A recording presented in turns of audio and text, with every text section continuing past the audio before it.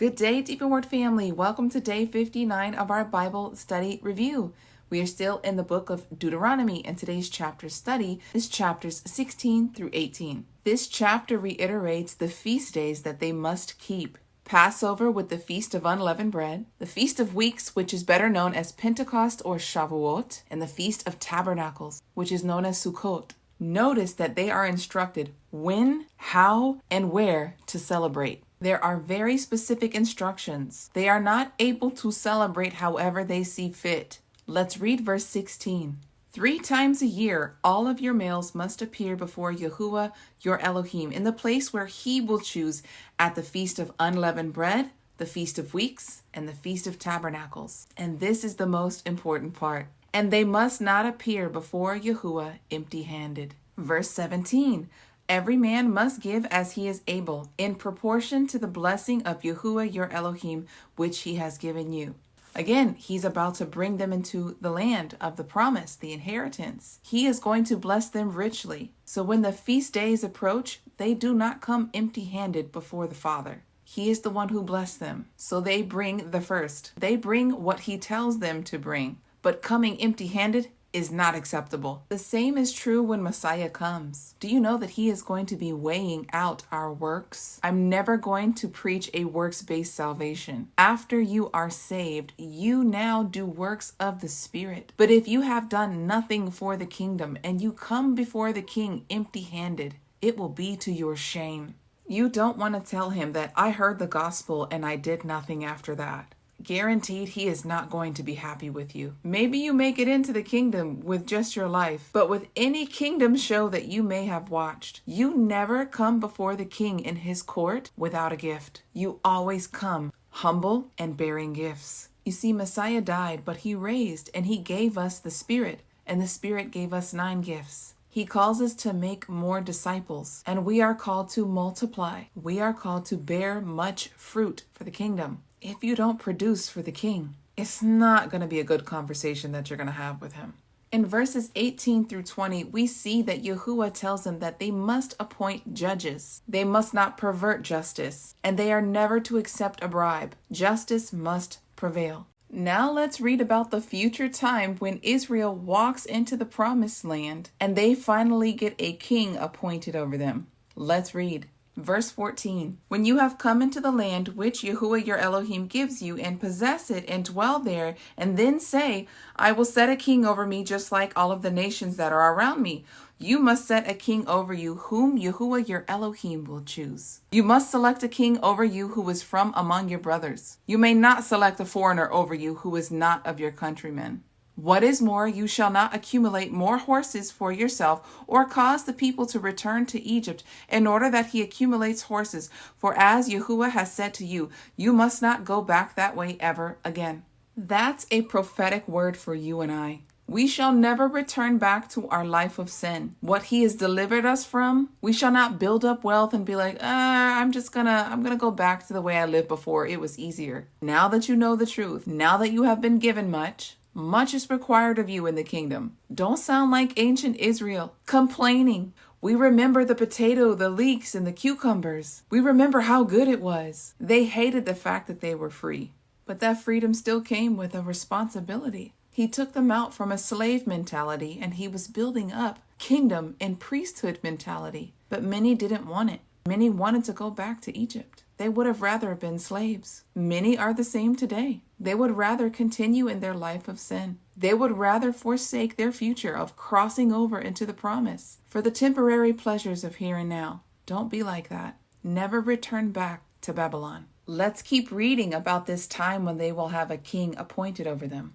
Verse 17, he shall not acquire many wives for himself, lest his heart turn away, nor shall he acquire for himself excess silver and gold. That's a warning, and we already know who is going to fall short with that. It goes on to say that the king must always have a copy of the law. He must read it. He must know it day in, day out. The king is also supposed to read it before the people. He is to know the law in and out, so that his heart is always humble before Yahuwah Elohim, that his heart never raises above his brothers, above his countrymen, because the true king is the one who serves his citizens. I want to read to you a very prophetic passage about the Messiah during the Millennial Reign. It's Isaiah chapter 2. In the last days, the mountain of Yahuwah's house shall be established on top of the mountains, and shall be exalted above the hills, and all the nations shall flow to it. Many people shall go and say, Come, let us go up to the mountain of Yahuwah, to the house of the Elohim of Jacob. And he will teach us of his ways, and we will walk in his paths. For out of Zion shall go forth the law. Yes, Messiah is going to teach us the law from Mount Zion. Every single year, it will be required of every nation to come up at the Feast of Tabernacles. And every year, every nation will know of the laws of Elohim. He is not going to allow his creation and his millennial reign to run amok. He is going to rule with an iron scepter. He's coming back as the lion, and he's not playing games. Now we walk into chapter 18, and we see that it opens up talking about the priestly portion, how the Levitical priesthood does not have an inheritance among their brothers, because Yahuwah Elohim is their inheritance. Then it goes on to talk about the priestly portion. Please understand what this means for us, because we are his priesthood. And right now, we're not to make ourselves too comfortable on this side, because our portion is of the kingdom. And our job is to make sure that the earth and the earth's inhabitants, they get a glimpse of the kingdom, that they're attracted to the light that's on the inside of you. You sow those seeds and you help them see that the kingdom of Yahuwah Elohim, the kingdom that is coming upon the earth, that's what they really want. Because Babylon is soon to fall. And those who place their trust in the worldly treasures, they'll have nothing but sorrow. Make sure that you, as the priesthood, show them what's possible. Give them a glimpse of the kingdom to come. Verses 9 through 13 is a call to holiness. It is a call for you to live your life set apart. Let's read. When you enter into the land which your Yahuwah Elohim gives you, you must not learn to practice the abominations of those nations. There must not be found among you anyone who makes his son or his daughter pass through the fire. Modern day translation is abortion. Child sacrifice is an abomination. He also says anyone who uses divination or witchcraft or an interpreter of omens or a sorcerer or one who casts spells, a spiritualist, an occultist, or a necromancer. All of those things are abominations to Yahuwah Elohim.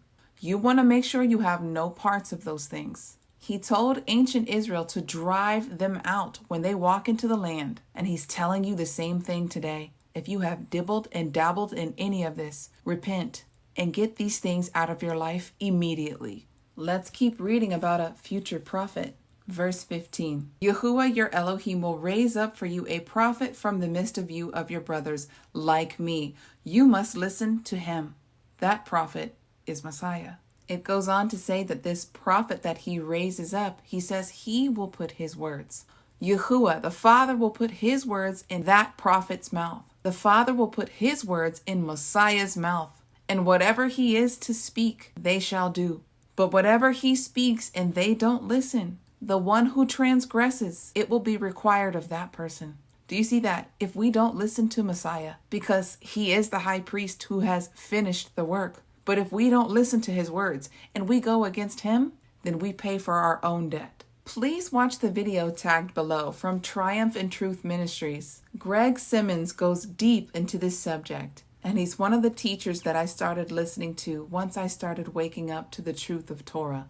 I absolutely love the way he breaks down the word. Please check out the video. Chapter 18 ends with the test for a true prophet. I know everybody's calling themselves a prophet these days, but there's a way to test to see if they are true or false. The end of chapter 18 of Deuteronomy is the simple test. Deep in Word family, that is all that I have for you today. Until tomorrow, Yah bless.